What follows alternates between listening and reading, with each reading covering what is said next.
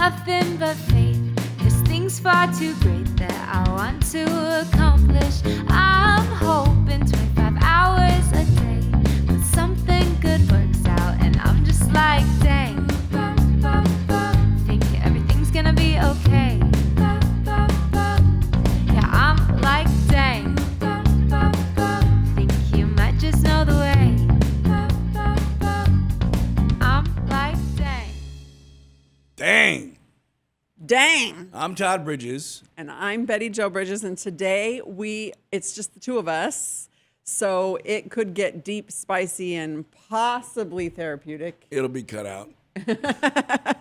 We're talking about shame versus guilt. That emotional duo that's always duking it out in your head. Nobody invited them. Everybody knows who they are, but they're so similar, it's important to distinguish between the two. So today, we're going to talk about which one helps you grow and which one just beats you up. Okay, well, which one do you think? Well, when you mess up, what does your brain say? Does it say, I did something bad, or I'm bad? Mine says, oh, well.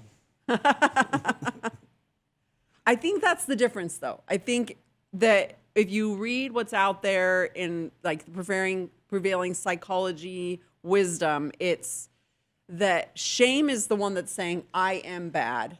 Yes, probably. And guilt is trying to tell you, I did something bad. Well, I don't know. I think guilt is where you're sitting there and you're beating yourself over and over again for something that you may have done that it's just okay to accept that you made a mistake. But that's shame. Okay, so what you're talking about when you're saying beating yourself over and over and over again, that's the shame. And what's the guilt part? Guilt is the part that's saying, this is something you need to fix. It's kind of like a highlighter. Like if you're religious, they will say God is behind guilt, that he's the one that identifies for you something that needs to be changed, and that shame is from Satan, that it's about attacking you as at the core as like, you are bad. You are a bad person, right? Like, Bettijo, you're worthless. This is, you messed up. And so it's Bettijo. I know. Okay, good. I know. But like that voice that says that attacks you personally, attacks your worth. What is the That's voice shame. that says that I just want to choke you for 35 minutes? What is that voice? I don't know. Does that sound like shame? Is that evil? Or is that shame? Or is just choking somebody for 15 minutes? I'm always wondering what that one is. You get that voice a lot, Todd. I get that voice in my head quite often sometimes. I don't mean who do you want to choke? It doesn't mean I don't act upon it, but it may come through my head. That's what happens to everybody, I'm sure. Okay. Not sure what to do with that. But it is confusing because we do use those words so interchangeably. Well, help us identify the two. What are the two? Okay. Identify them. So what therapists and psychologists say is that shame is equal to I am bad. Attacks identity. It says you're unworthy. It makes you want to hide or disappear. That's all shame, and that's not helpful. Like, there's no place for shame. Okay. That's why they talk about you shouldn't shame your kids, because and we do it, I think, kind of unwittingly, because we do it to ourselves and then it bleeds out into doing it to others. But shame is the one that's unhelpful. There's no place for it. Guilt is the one that is helpful. Guilt is I did something bad. It's focused on behavior and it invites you to repair something, right? So if you're feeling bad, like, oh, you know what? The way I said that was wrong. I need to apologize to them. That's guilt. And that's helpful because it's like a highlighter showing us maybe where we need to improve and grow and change. Which, do you agree with that? That we need to always be growing and changing? Oh, I agree with that. Yeah. But it doesn't mean everybody else wants to change. Well, all we can control is ourselves, That right? is true. Yes. So that means I'm doing a good job when I don't put my hands around someone's throat and choke them. Because that's the first thought. Well, I'm pretty sure if you choked somebody, you would feel guilty because that action would be wrong. I don't know if I'd feel guilty, but the action is wrong. That's for sure. So you don't have guilt working for you in your brain? I do, yes, sometimes. I have guilt sometimes. But because it depends on what it is. I think that's why this topic is so important, is because we hear those messages. It's like one of those messages that you will see, like when you're scrolling on Instagram or whatever, is talking about shame and how you shouldn't beat yourself up and blah, blah, blah. And that's true when we're talking about shame. But if you don't distinguish between shame and guilt, then you could very easily be like, well, I just never need to feel bad about anything. Right? And that wouldn't be right either. True. Because there are situations where we need to recognize that we did something wrong and we should try to fix it, or at least do it better in the future. And that's why guilt's important. Like, we can't just as a blanket be like, I'm never going to feel bad about myself. And I think sometimes, like, if you're just caught up in like the little scrolling like snippets that you get, you might get that messaging, right? That it's like, I never need to feel bad. Yeah. Yeah.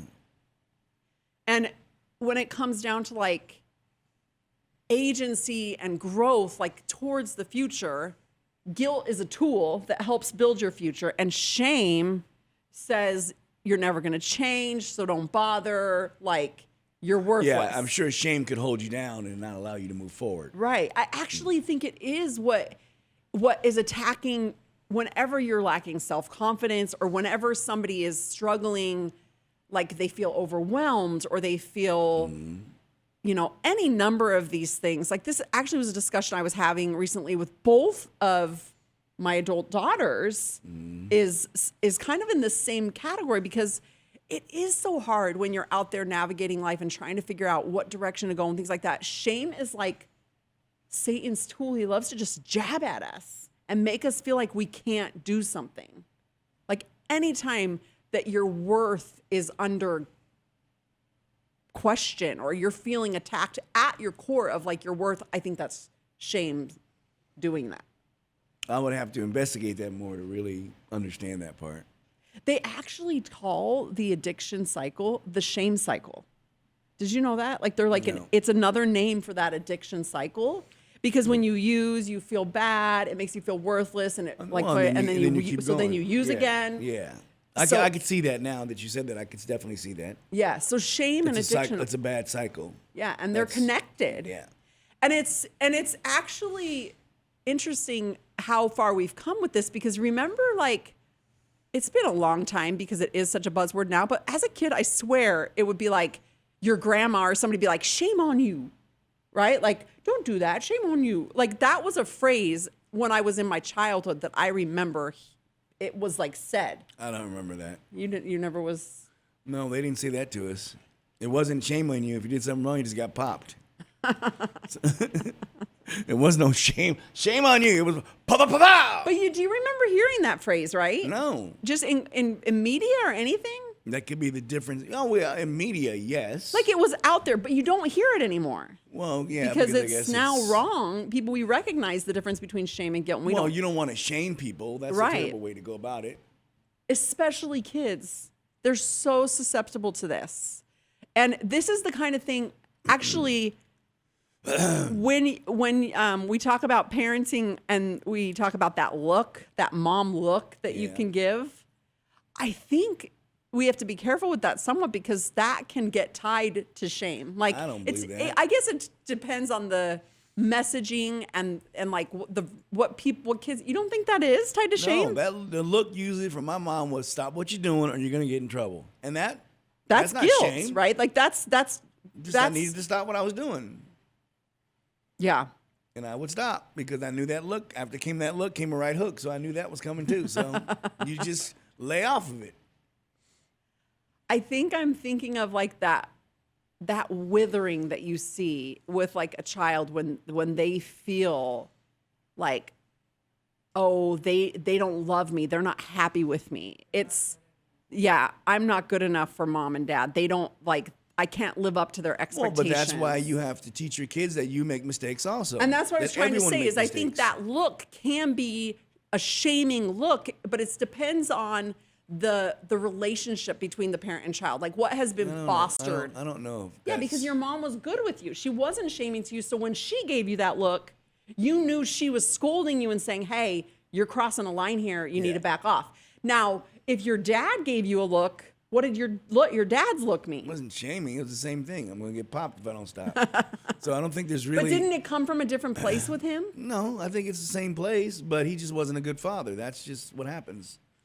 Some parents are good. Some parents are meant to be parents, and some people shouldn't be parents. I'm trying to get deeper into the good and bad, like, because those are such high level. Well, you can't, but top level things. Like, but we don't know whether what makes them good or bad. I think there's stuff to do with this shaming and the guilt difference. I guess you're right in a sense, but in a sense, I don't think you're right either. I mean, I think that sometimes, some parents, shame their children, which is a terrible thing to do. Like, oh, don't eat that. You're getting too fat, or you're fat. Look at you. Blah, blah. I think that's the wrong way to go about it. Instead of saying, hey, that's not healthy for enough, or you shouldn't be eating that right now. Eat something else. Yeah. But I think that it works in a lot of ways. You have to follow through. I think with children, it's not about shaming them. It's about following through what you're saying you're going to do. A lot of times parents say, okay, you're going to get this if this happens, and they do it, and that doesn't happen. They move the barrier further down. And I think that comes into a boundaries things when it comes to children. So that can create the confusion for them. It's very confusing because if you move the boundaries, it creates a lot for them. So I think that's, and to me, it's not mixed into shaming, but it still fits in the same boundaries of shame and guilt. Yeah. Well, and when it comes to parenting, identifying if you're shaming your child or if you're disciplining and parenting in a healthy way, it comes down to those same core things that we were talking about with shame versus guilt. Is, are you attacking them as a person? Are you attacking their worth and who they are when you say you're dumb, you're stupid, or what a dumb thing? You don't say it to kids, that kind of language, that's the shaming. Whereas the healthy discipline is saying that was a bad choice. Like, that decision was not, like, when you're dealing with the choices and what they're doing rather than who they are as a person. Like, that's how you distinguish that. Yeah. Because there is right from wrong, Right. And absolutely. And as a parent, it is your job. Like, you can't just be nice and encouraging, like, oh, you're their cheerleader. Like, that would be a correction into the wrong direction. You have to be real with them and honest with them, but it's about how you do that. And I think sometimes without even intentionally meaning to be shameful, we will use, if we don't choose our language carefully, we will use language that is shaming and that is attacking them instead of the behavior.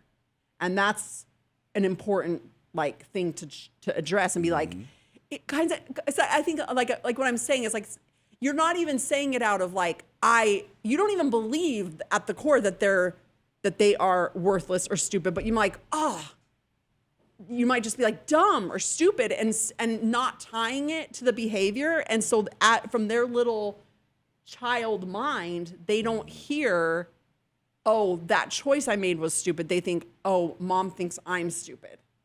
Yeah. And so being able to make it really clear that you're talking about the things they're doing. I think with kids, you should just say, you're stupid, you're dumb. What are you doing, you idiot? Okay, so that's a great model of what not to do. Oh, I can't say it like that? Stop eating that. You're already fat. I shouldn't say that. That's shaming. Thank you. Those are some good examples of shaming. Sure. Not to do. What not do I need to hit you in the head with this cup? So when it comes to making things right, with your we kids? need guilt. No, not with kids. I'm just talking about back to shaming. I think we need guilt to help us make things right. How? Explain that to me. I don't understand that part. Well, you can't just walk around. We have so much to think about in our minds and lives. You're saying I can't just walk around being guilt-free? No, we need guilt as an indicator. We need to make me a better something. person? Is that what you're saying? Yes. It nudges us towards owning something that we've done that's wrong, or apologizing if we've done something that needs apologizing, or changing in the future. Guilt is a tool that helps us in our change and becoming better, in our progression. It's part of that forward. Shame is totally not useful. It encourages you to hide, to lie, to disappear, to avoid people. It doesn't encourage growth. Do you see the difference? Yeah, I understand that. But I mean, yeah. Okay, well, there's one more little twist on this that I want to talk about because I think it's a big one. Where's the twist? What is it? Okay, shame for stuff that isn't even wrong. Have you ever had that? Where you're feeling bad about something and it wasn't even something that was wrong. It was maybe just going against like an expectation. Well, no, I think that you deal with that quite often because you could be like, even though you're doing what's good for yourself, you feel guilty that it doesn't include maybe your children and all that, and that should not be that way. Guilty, you just use that word, but that's wrong. It wasn't that I'm feeling guilty. I'm feeling shame. But you shouldn't feel shame. Exactly, I know. Those little suckers, the way I look at it this way, all right, the kids, they're eating for free, they're pooping for free, they're living for free, everything they get is for free. You have no reason to be ashamed of kids that are getting all that. Now, if they were like thrown to the wolves and they weren't having, they had to sleep in a cardboard box outside, okay, yeah. If you take care of yourself, I should you feel guilty about that, not shame. So I'm trying to use the right word because we're trying to help people identify. Well, so I don't feel what you're saying is what I'm feeling related to like expectations and things like that. That's all shame and it's unhealthy. Yes, well, you do that. You feel that quite often when it comes to you maybe getting something a little better than your kids. And evidently you don't feel anything. Because why should I feel that? No, but you said you don't feel guilt either. I'm sure I feel that, but I don't feel anytime there's anything between me taking care of myself or my kids getting taken care of, when they get it 100% of the time. If I want to take care of myself 25 times in that 100, that's fine. I deserve that. And I think the problem is you have to know what you deserve, know what's So this is a healthy for really you. good point because the whole phrase mom guilt? That's like right. It's like a freaking hashtag, but it's wrong. Yes, it because is. it's actually mom shame. Yeah. Right? Yeah. Because mom guilt would be if you actually did something wrong, like you were saying, like if your kids are like going without and not supervised and you're neglectful, like then you maybe should have a little bit of mom guilt. Yeah. But the stuff that we're talking about out on social media with that mom guilt hashtag is mom shame. Yeah. And it's it actually shouldn't be that way. It's wrong. Yes, it is. And it's like every time you go on a trip, you don't have to bring them back a present. Now, if you do, that's a blessing for them. Right. But if you don't, why would you feel guilty? Right. And I Or think shame behind that. it's just a tradition that I guess I've set up with them. And that's a problem. I feel setting anything up in traditions is wrong because this is what's supposed to happen. So they're going to grow up their whole life thinking this is how it's supposed to be, and that's not a reality. That's fictional. Well, I don't know if you should say that all traditions are wrong. No, okay, but that tradition, if you're buying them something that's going to make them feel better or some clothes or whatever, okay, if you do it, different times, it's more special. I think if you do it every time, it's not as special. Well, I try not to leave them all that often. So then it is kind of a unique. Mom is left and she comes back and she has something. But you're right. Like I can't always find something great to bring back. But I did find some great they're gonna souvenirs leave you from our last trip for them. When they turn 18, 19, they leaving you. So I think that it's good to distinguish between feeling like trash or bad over something that's not even like a sin. It's not even something wrong. And then recognizing, wait, did I actually do something wrong here? Like I have seen times when you discipline and you feel shame. And I can't understand that. Okay. Explain that one to me. I don't know how to explain what you're asking. Okay, well, no, what I'm saying is if they're doing something wrong and you discipline, you'll feel shameful sometimes. And I'm like, they had that coming. Well, I guess dealing with shame, one of the best things to do is to ask yourself, wait, did I actually do something wrong here? Mm-hmm. And then if you didn't, then you need to just let go of those feelings. Because it's not guilt. It's not the helpful one. Mm-hmm. It's shame, and it needs to be kicked out, right? So like if we're thinking about them like as superheroes and we've got this duo that's always fighting with us, it's like, hey, when guilt shows up, that guy we need to listen to. That's the good guy. But when shame shows up, he's the villain. We just need to kick him out all the time. Shame sometimes just makes you want to me, it makes you, you're right. It does, it makes you not develop as good. You know what I mean? It shuts you down. Yeah, it shuts you down because and also it's going to help you. It's going to make you not be able to raise children. I think the same way. If you feel too much of that shame, instead of sometimes you have to live with. Okay, you made it. So if you do something and you feel that you were wrong about it, you go through that and you look at it. If you're wrong, then you can apologize. But if you're not wrong in that scenario, then no reason to feel shame about that. It's like, hey, I feel kind of guilty though because I shouldn't have yelled at them, but still I know that they had that one coming because they did something wrong. that I was, didn't want them to endanger their life, put themselves in bad situations. I think I think it's healthy for us to do that. Yeah, I think that's a good point to make, that as you're dissecting it, you might identify parts of it where there is some guilt, where there is something that needs to be addressed and changed, but that on the whole, so you can break it down, and it may not just be all one or the other. Like, let's just disregard all of this because it's all shame. No, there could be both of them lurking there together, and identifying what part you do feel accountability for and that you need to take care of. Well, yeah, when you open an apple, if there's a burn spot or something bad, you're going to cut it out, right? Yeah. There you go. You cut it out, and you're going to eat the good part. So when it comes to what do we do with shame, when a shame storm is coming, I think that the first step is to notice it and name it, right? Ask that question. Identify what's causing you to have shame. Right? And is it shame talking, or is this guilt? Yeah. Is this something I do need to do something about? I did something wrong? Or is this just me feeling bad? Yeah. Right? And then they also recommend reaching out, because hiding is such a reflex of shame.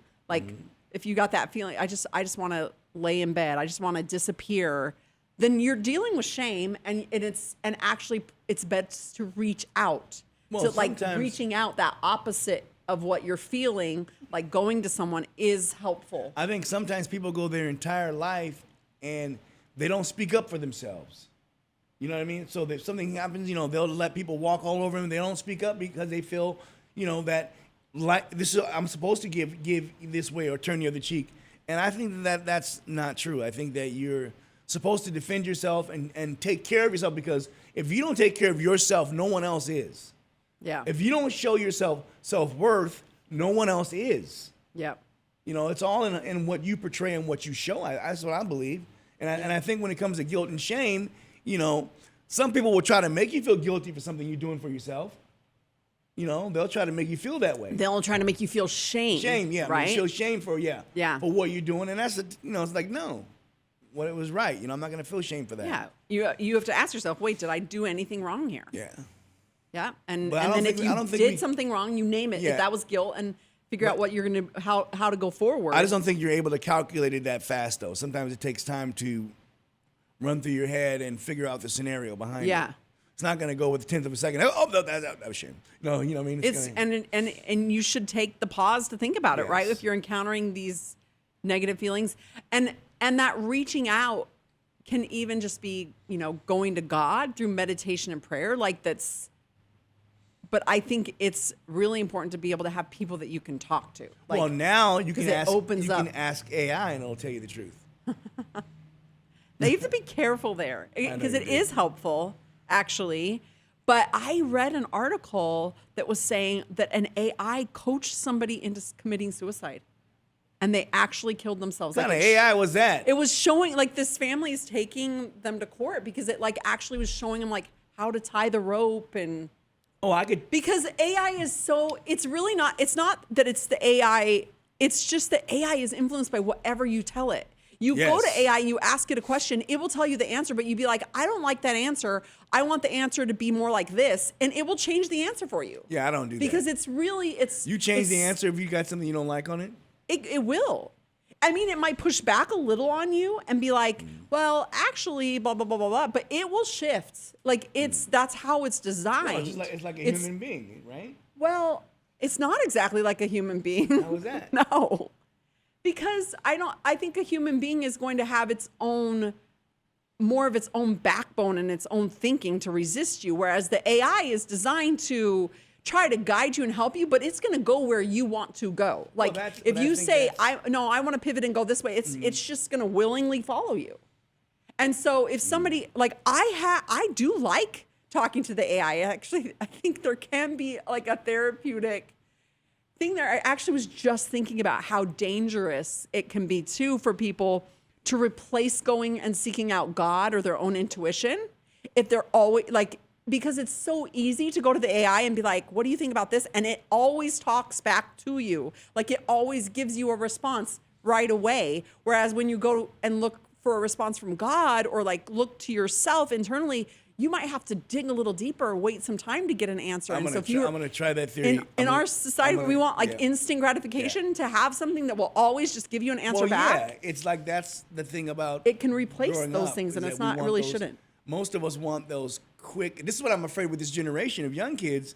They want that quick gratification, and it's like that's not how life is. It's not going to be a quick gratification. Like I do this and this happens, Right. Or Absolutely. I do this and this over here, And I think that they're going to have a hard lesson when they learn that it's not like that. Well, and actually, I was just talking to one of my daughters about prayer, and she was like, Mom, like, I wish you had taught me prayer a little bit differently because, I taught them to pray like that you say, dear Heavenly Father, you reach out to the Lord, you say the things that you're grateful for, and then you ask him for things that you need, and then you close the prayer. Like just, as a child, teaching them the basic kind of mechanics of how you say a prayer. And she's like, she has this, OCD where she wants to always do things just right. And she's like, I was so caught up in trying to follow that structure that she's like, that it just never worked for me. I never was getting anything out of it. And evidently she's gone a different direction. And I was really happy to hear that she's been able to be getting more out of praying. But she's like, I had to completely ignore that structure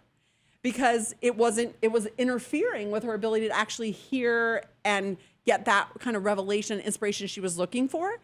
And I think that with AI, it's almost like can create this false sense of having inspiration. Like there's definitely good stuff that can come from it. So I'm not saying like just don't use it, but I'm just saying like don't disregard everything else like meditation and prayer and spiritually seeking internally and replacing it all with AI. Because I could see that as being a temptation because it's so gratifying. I don't believe there is no wrong way to pray.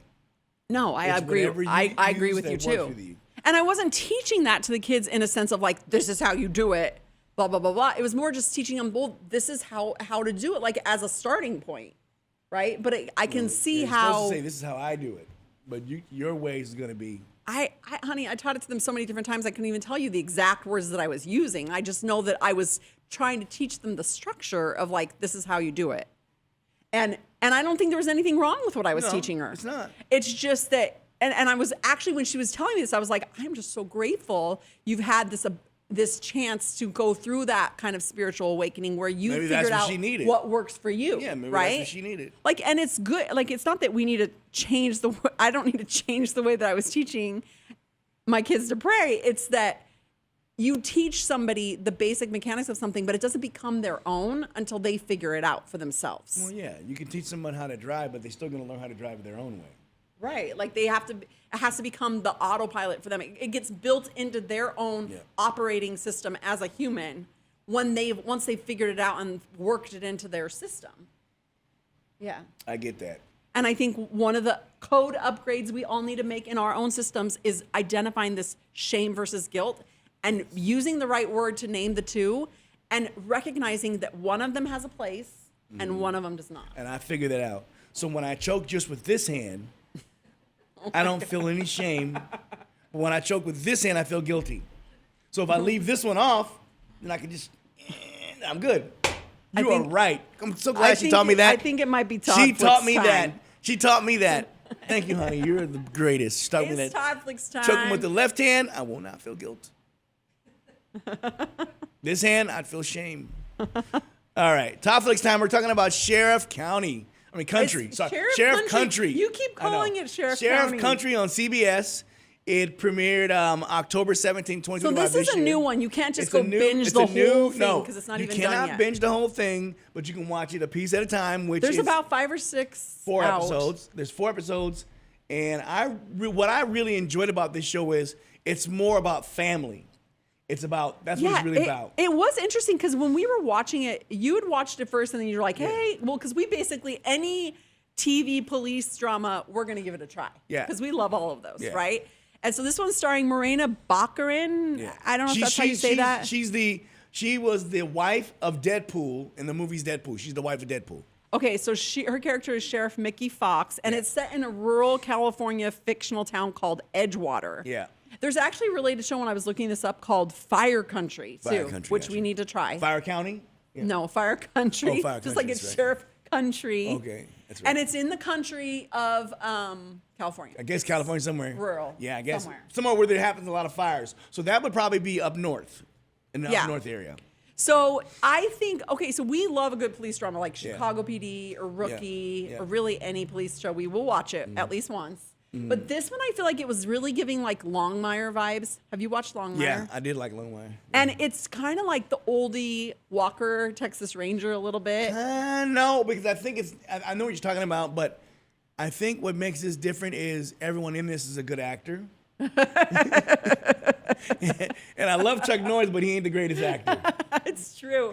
And it's interesting, a dynamic with a female sheriff, Yes, right? Like that's yes. why I really was interested to check it out. I gotta say, as I was watching it though, I thought this was an old show.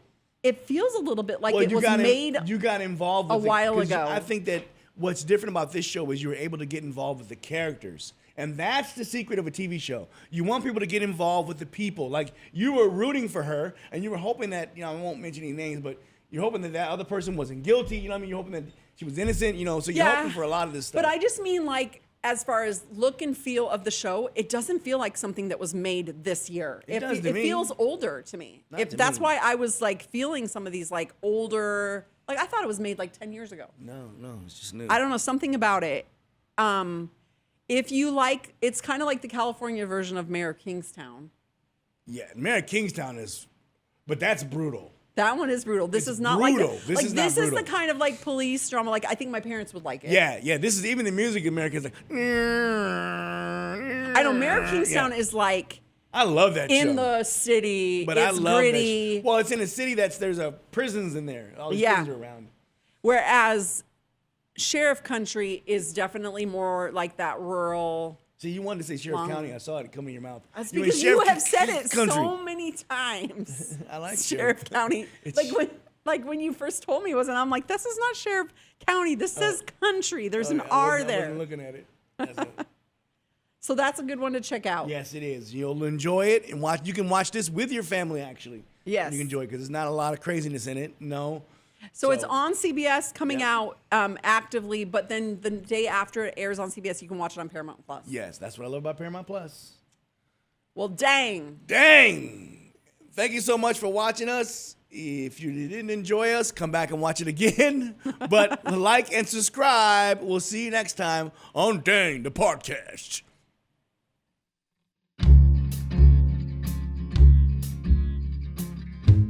Dang is produced by my wife, Bettijo Bridges, in collaboration with Star Worldwide Network Studios, and edited by our daughter, Adelie Ann.